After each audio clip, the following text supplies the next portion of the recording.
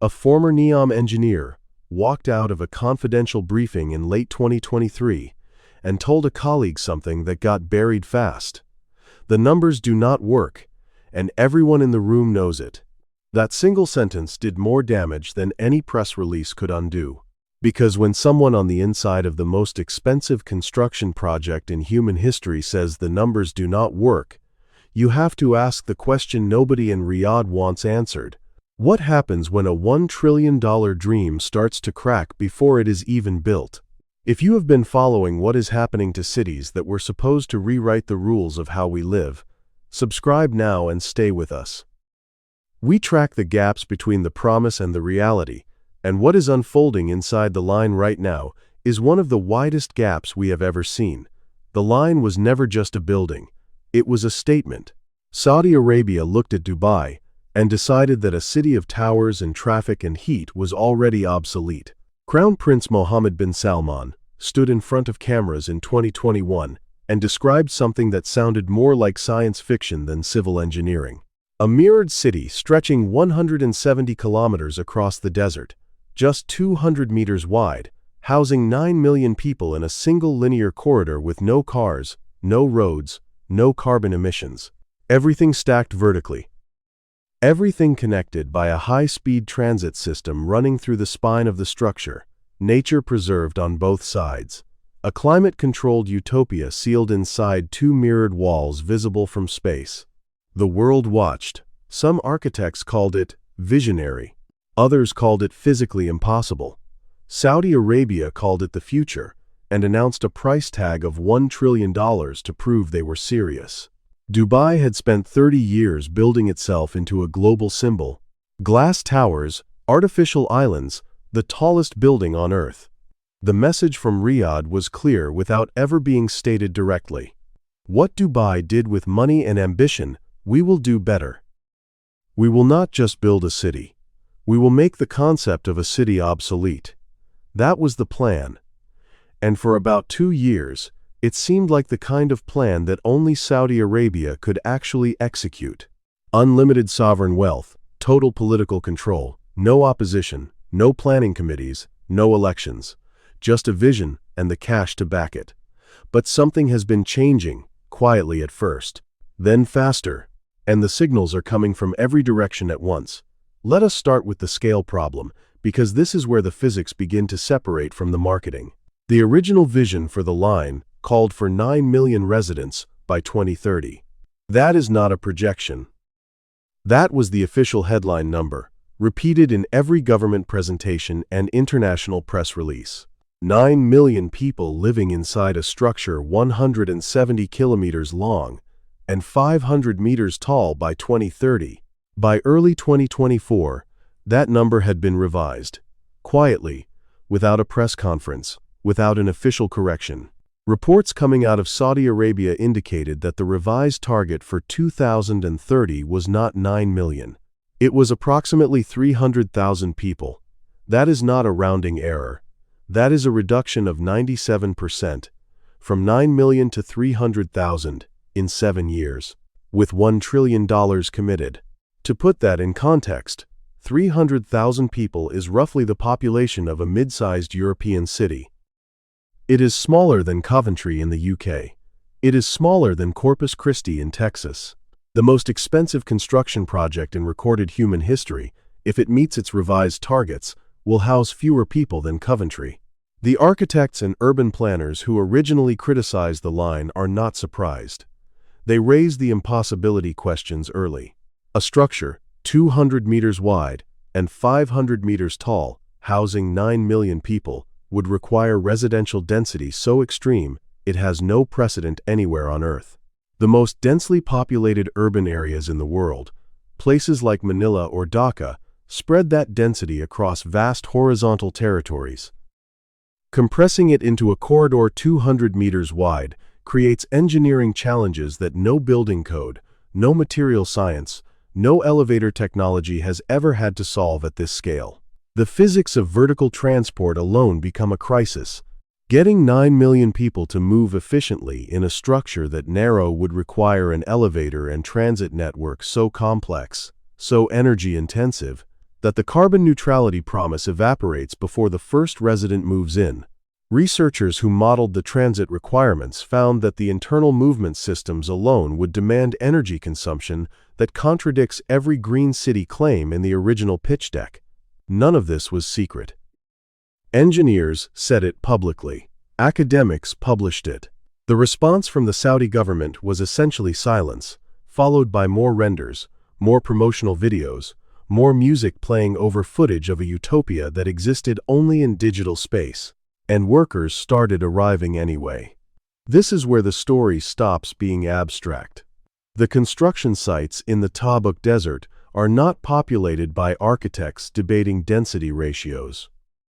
They are populated by hundreds of thousands of migrant workers, mostly from South and Southeast Asia, living in labor camps outside the project zone, working in temperatures that can reach 50 degrees Celsius, under contracts that do not always match the conditions on the ground. Human rights organizations began documenting the situation in 2022 and 2023. Reports described workers who arrived expecting one set of wages and found another. Workers whose passports were held.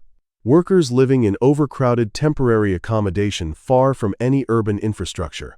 Workers who died on site and whose families received minimal or delayed compensation. The Saudi government disputed many of these accounts, but the pattern of reports, coming from multiple independent organizations across multiple years, creates a picture that cannot be dismissed as isolated incidents. Saudi Arabia's labor reform record is real in some respects. The kafala system, which historically tied workers to employers in ways that made it nearly impossible to leave a bad situation, has been partially reformed. Workers can now theoretically change employers without permission in some categories. But reform and implementation are two different things. On a project this large, this remote, this politically sensitive, the gap between official policy and daily reality can be enormous. And the workers building the line are doing so for a city that may never exist in the form they were recruited to build. That detail matters. The people who sacrifice the most for this vision are the furthest from anyone who makes decisions about it. But the workforce situation is not the only thing changing on the ground. The physical scope of the project itself has been quietly contracting. Original plans called for construction to begin simultaneously across multiple zones of the 170-kilometer corridor. What has actually happened is a concentration of activity in a much smaller initial segment, reportedly around 2.4 kilometers. That is not a temporary construction phase. At the pace of progress documented by satellite imagery analysts and independent journalists who tracked the site from 2022 to 2024, the idea of completing even a fraction of the full structure by 2030 requires a rate of construction that has simply not been occurring. NEOM, the entity managing the project, has pushed back against this characterization. Officials have described the early phase as intentional. They speak of a sequenced rollout, of learning from the first segment before scaling. That framing is not entirely unreasonable. You do not build 170 kilometers of something new all at once. But the gap between a sequenced rollout and the original promises made to the world is not a small communications problem. When you tell the world that 9 million people will live here by 2030, and the realistic projection is now 300,000 in an initial 2.4 kilometer section, something more fundamental has shifted. That shift has consequences. Not just for the timeline, but for the investment case, for the credibility of the broader NEOM vision, and for what the line was actually supposed to do geopolitically. Because here is the thing about the line that gets lost in the architecture debates. This was never purely a real estate project. This was a signal. Saudi Arabia's Vision 2030 is Mohammed bin Salman's attempt to transform the kingdom's economy away from oil dependency before the window closes. Tourism, technology, entertainment, international investment. The line was supposed to be the most dramatic advertisement for all of that. It was supposed to tell the world that Saudi Arabia was not a petrostate with a complicated human rights record. It was a country capable of imagining and building the future. Dubai understood this play immediately. Because Dubai ran the same play starting in the 1990s. Build something impossible. Make the world watch. Convert attention into investment, into tourism, into residency, into economic diversification. The Burj Khalifa is not really a building. It is a 828-meter-tall argument that Dubai is serious. The Palm Jumeirah is not really an island. It is a real estate vehicle wrapped in a publicity stunt. The line was supposed to outargue all of it, to make Dubai's tricks look like rough drafts. But there is a critical difference between what Dubai built and what the line is attempting. Dubai built things that actually functioned. The towers fill up. The hotels receive guests. The airport moves 80 million passengers a year. You can fly to Dubai, stay in a hotel that exists, take a taxi on a road that works, look up at buildings that are actually occupied. The infrastructure, whatever its contradictions and human costs, is real and operational. The line is still mostly a video, a very expensive, very detailed, very beautiful video. But the gap between the render and the reality is one of the widest in construction history. Everything we have walked through here, the collapsed population projections, the physics problems that were never solved, the labor conditions, the construction pace that does not match the promises, the geopolitical pressure riding on every meter of this build, it is all documented in one place. I put the early warning signals, the numbers behind the timeline, and the patterns that predict what happens next, into a report called The Dubai Illusion. You will find the link in the description below, or scan the code on your screen right now to go straight there. But stay right here, because the last piece of this story is the one that changes how you read every other megaproject announcement you will ever see again. There is a concept in large-scale construction called the planning fallacy. It was first described by the psychologists Daniel Kahneman and Amos Tversky. It refers to the near-universal human tendency to underestimate how long projects will take, how much they will cost, and how much can go wrong. The planning fallacy is not unique to bad projects or incompetent managers. It happens on good projects run by brilliant people.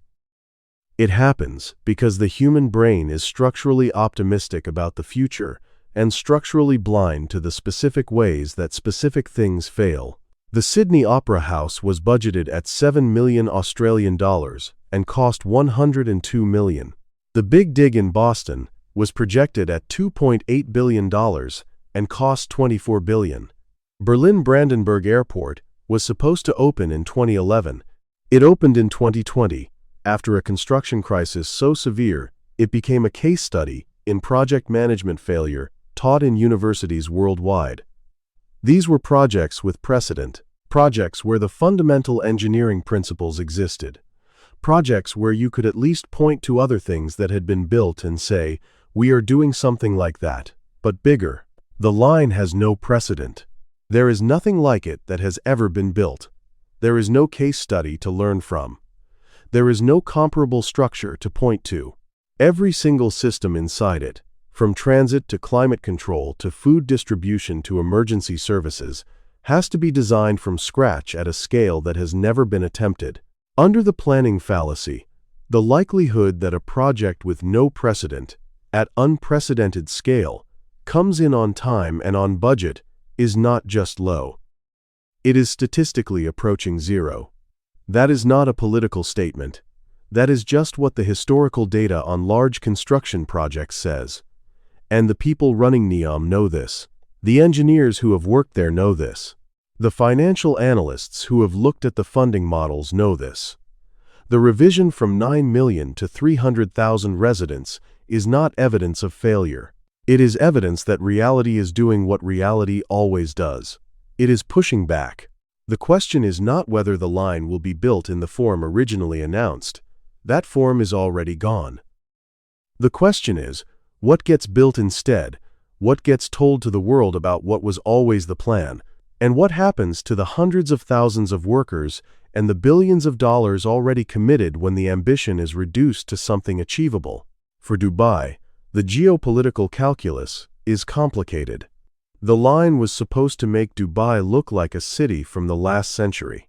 But the gap between the promise and the delivery is now so visible that it raises a different question for potential investors and residents.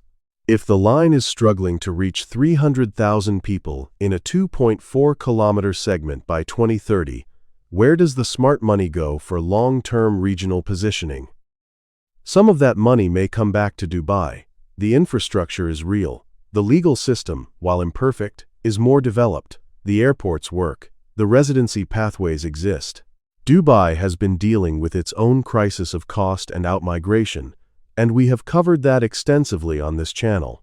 But a floundering mega-competitor can paradoxically stabilize a city that was looking increasingly exposed, or the money goes nowhere in the region at all. Institutional investors watching the line struggle may simply file it as confirmation that the Gulf's ability to generate credible long-term real estate and infrastructure investment cases is more limited than the marketing suggests. That conclusion is bad for Riyadh, but it is also bad for Abu Dhabi and Dubai and every other city in the region that depends on foreign capital believing in its vision. The deeper consequence of the line's difficulties is not what happens to the project itself.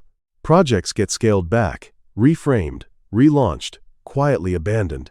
What matters is what it does to the credibility of the entire model. The model that says, give us your investment, give us your residency, give us your attention, because we are building the future here. That model depends on the future arriving more or less as advertised. When it does not, the correction is never just financial, it is psychological. It changes the way people look at the next announcement, the next render, the next trillion-dollar promise, and there will be a next one, because the political logic that created the line has not changed. Mohammed bin Salman still needs to diversify the Saudi economy. The oil window is still closing. The pressure to attract international talent and capital is still real. Whatever the line becomes, there will be another version of this story, in this region, within the next decade. The question you need to be asking now is not whether to believe the renders. You already know the answer to that. The question is what the pattern of how these projects actually unfold tells you about where the real opportunities and the real risks are hiding. Because the megaproject is not going away. The gap between the promise and the delivery is not going away either. And the cities that understand that gap, that position themselves honestly inside it rather than promising to eliminate it, are the ones that will still be standing when the dust settles on the desert. If you want to keep tracking what is actually happening in these cities, in the Gulf and beyond, where the money is moving and where people are quietly leaving, subscribe. We are not here to sell you a dream. We are here to show you what is behind it.